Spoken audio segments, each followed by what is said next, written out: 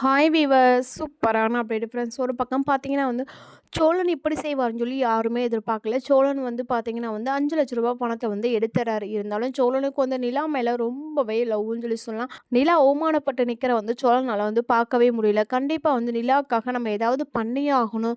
இப்படி ஒரு சூழ்நிலை நிலாவுக்கு வரவே கூடாது. நிலாவை நம்ம எப்படியும் சேஃப்டி பண்ணணும்.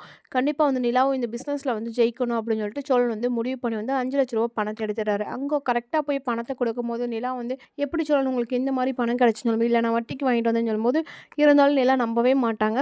நிலா நம்பாவும் பார்த்தீங்கன்னா எனக்கு இந்த பணம் தேவையில்லைன்னு சொல்லி சொல்கிறாங்க.